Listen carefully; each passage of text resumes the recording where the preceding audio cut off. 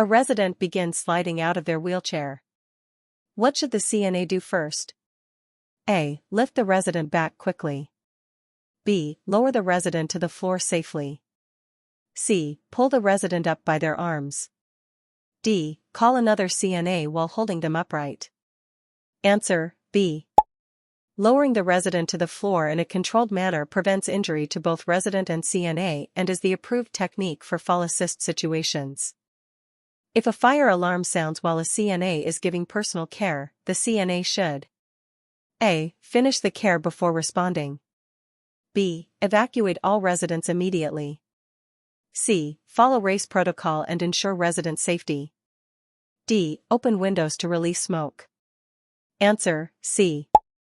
Race, rescue, alarm, contain, extinguish/evacuate, guide safe response. Rescuing the resident and activating the alarm come first. A resident with dementia tries to leave the facility repeatedly. The CNA's priority action is to: A. Physically block them from leaving. B. Distract and redirect them to a safe location. C. Lock all doors immediately. D. Tell them they are not allowed to leave. Answer: B. Redirection reduces agitation and maintains safety without violating resident rights. When transferring a resident using a gait belt, the CNA should place the belt: A. Around the chest. B. Under the arms. C. Around the waist and snug but comfortable. D. Around the hips loosely. Answer: C. The waist is the safest placement, preventing rib injury and ensuring proper leverage during transfer. A resident reports smelling smoke near their room. The CNA should: A. Ignore unless flames are visible. B. Search the room, then report immediately. C. Evacuate the entire unit. D. Turn off all lights. Answer: B. Smoke smell signals a fire hazard. Staff must inspect, contain, and report promptly per facility protocol. When assisting a choking resident who is still able to cough, the CNA should: A. Perform abdominal thrusts. B. Encourage them to continue coughing. C. Hit their back forcefully. D. Give water. Answer: B. Effective coughing is the best way to clear an airway. Thrusts are used only when coughing becomes ineffective. A heavy resident begins to fall during ambulation. The CNA should: A. Try to stop the fall completely. B. Ease the resident to the floor using the gait belt. C. Grab the resident under the arms. D. Step away to avoid injury. Answer: B. Controlled lowering prevents greater harm and reduces risk of shoulder injury to both parties. A resident's oxygen tubing is lying on the floor where staff walk. The CNA should: A. Tuck the tubing under the mattress. B. Shorten the tubing with scissors. C. Reposition tubing to avoid tripping hazards. D. Ask the resident to hold the tubing. Answer: C. Loose tubing is a major fall risk and must be arranged safely without altering required oxygen flow. If a resident shows new confusion and difficulty walking, the CNA should: A. Assume they are tired. B. Report the change immediately. C. Allow them to continue walking independently. D. Restrict them to their bed. Answer: B. Sudden cognitive or mobility changes may signal a medical emergency like stroke or infection. Before using a mechanical lift, the CNA must: A. Operate it alone. B. Ensure both slings and straps are correctly positioned. C. Use any available sling. D. Pull the resident manually if the lift is slow. Answer: B. Proper positioning prevents falls and equipment failure, supporting safe lifting. A CNA finds water spilled near a resident's bed. The correct first action is to: A. Leave it for housekeeping. B. Place a chair over it. C. Clean or block the area immediately. D. Warn the resident not to walk near it. Answer: C. Wet floors are high fall risks. CNAs must act quickly to eliminate hazards. When responding to a seizure, a CNA should: A. Hold the resident down. B. Insert an object into the mouth. C. Protect the head and move objects away. D. Give water after the seizure. Answer, C. Safety during a seizure relies on preventing injury, not restraining or forcing objects into the mouth. The safest method to identify a resident before giving care is to A. Ask the roommate. B. Read the care plan. C. Check the resident's ID band. D. Ask the resident's family. Answer, C. ID bands are the official verification method to ensure correct resident care. During a facility evacuation, the CNA should A. Move ambulatory residents first. B. Move bedridden residents first. C. Move the closest residents to danger first. D. Move residents alphabetically. Answer, C. The highest priority is removing those in immediate danger, regardless of mobility level. A resident tries to get out of bed without assistance. To reduce falls, the CNA should A. Place the bed in lowest position and keep call light within reach. B. Raise all side rails. C. Restrain the resident. D. Ignore the attempt if they seem steady. Answer, A. Lower bed height and accessible call lights promote safety while respecting resident rights. When using a fire extinguisher, the CNA follows PASS, which begins with A. Sweep. B. Aim. C. Squeeze. D. Pull the pin. Answer, D. Pulling the pin activates the extinguisher. The full sequence is pull, aim, squeeze, sweep. A resident complains their bed feels unstable after repositioning. The CNA should A. Ignore the feeling. B. Check bed breaks and locks immediately. C. Tell them it is normal. D. Add an extra pillow. Answer, B. Unlocked beds are major fall hazards during transfers and must be secured. Infection control requires the CNA to remove contaminated gloves by A. Pulling both off at once. B. Touching the outside surfaces. C. Grasping one glove at the cuff and peeling it off. D. Cutting the gloves. Answer, C. Proper glove removal prevents contamination by avoiding contact with the glove's outer surface. A resident begins to vomit while lying flat. The CNA should A. Hold them flat. B. Turn their head to the side. C. Give them water. D. Leave to get a nurse. Answer, B.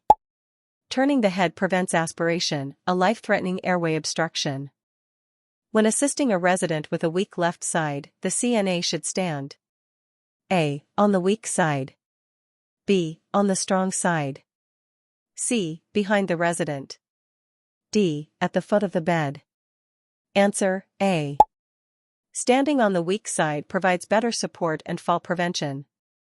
A resident is found on the floor complaining of pain. The CNA should A. Move the resident to a chair. B. Try to lift them back to bed. C. Stay with them and call for help. D. Ask them to stand if able. Answer, C. Moving a fallen resident risks further injury. The CNA stays and calls for assistance. If a resident with Parkinson's freezes mid-step, the CNA should A. Push them forward gently. B. Encourage them to take a big step. C. Use verbal cues and allow time to restart movement. D. Lift them by the elbows. Answer, C. Verbal cues help residents regain movement without risking falls. When transporting a resident in a wheelchair, the CNA must A. Pull the chair backward down ramps. B. Push forward unless unsafe. C. Leave footrests on during transfers. D. Move quickly to save time. Answer, B. Forward motion maintains stability. Wheelchair safety includes removing footrests during transfers. A resident's call light has been ringing continuously. The CNA should A. Finish current task before responding. B. Respond promptly to prevent unsafe attempts at self-care. C. Ask another resident to check. D. Turn off the call light if busy. Answer, B. Delay may cause residents to attempt unsafe movement, leading to falls. A CNA notices electrical cords fraying near a resident's bed. The correct action is to A. Tape the wires. B. Continue using the device. C. Report and remove the device from use. D. Wrap cloth around the cord. Answer, C. Damaged cords are fire and shock hazards and must be removed immediately. If a resident's clothing catches fire, the CNA should A. Run for the nurse. B. Push the resident to the shower. C. Stop, drop, and roll them to smother flames. D. Use a blanket only. Answer, C. Stop, drop, and roll deprives flames of oxygen and is the fastest emergency response. When assisting with feeding a resident who is choking risk, the CNA should A. Allow large bites. B. Encourage slow eating and upright posture. C. Feed them while lying down. D. Offer thin liquids only. Answer, B. Slow pacing and upright positioning significantly reduce aspiration risks. During a tornado warning, the safest place to move residents is A. Near windows. B. In hallways away from glass.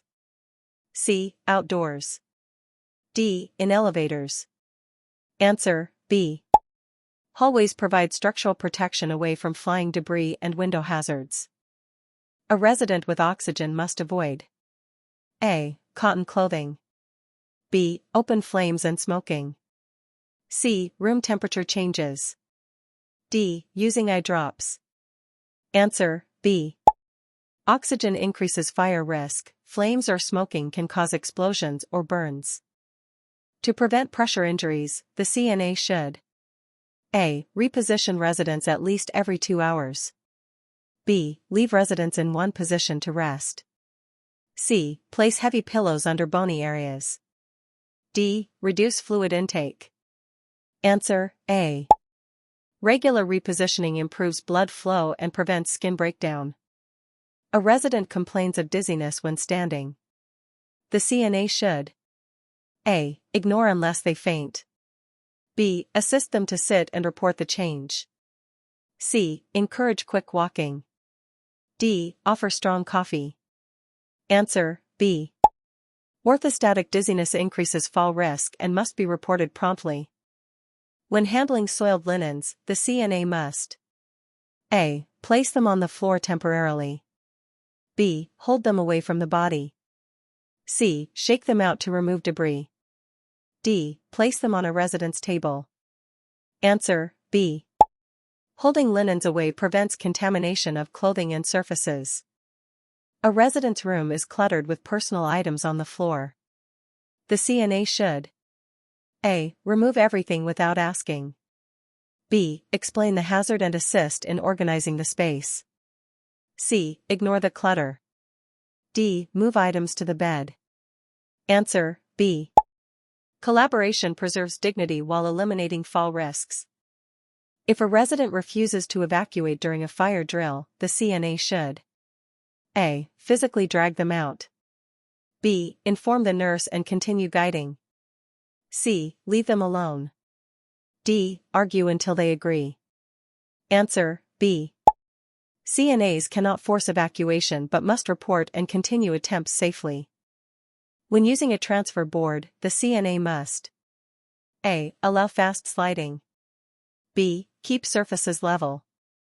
C. Tilt the board. D. Use it without brakes applied. Answer, B.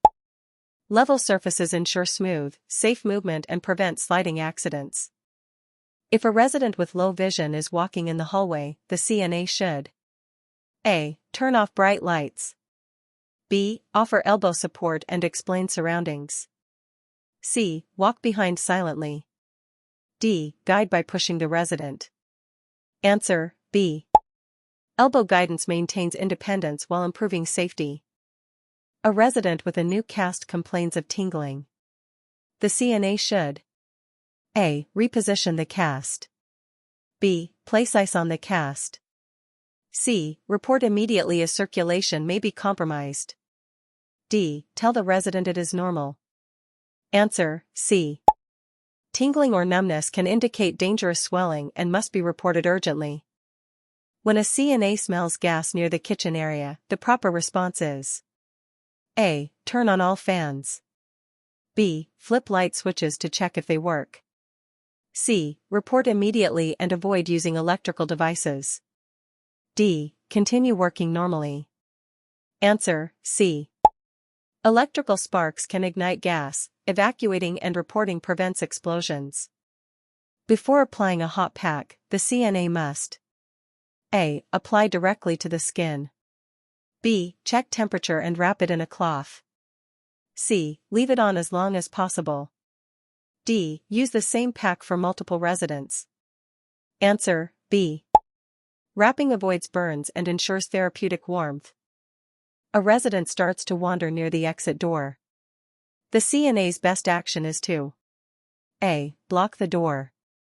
B. Redirect with a meaningful activity. C. Restrain them temporarily. D. Allow them to leave if calm. Answer, B. Redirection maintains safety while avoiding restraint use and respecting dignity.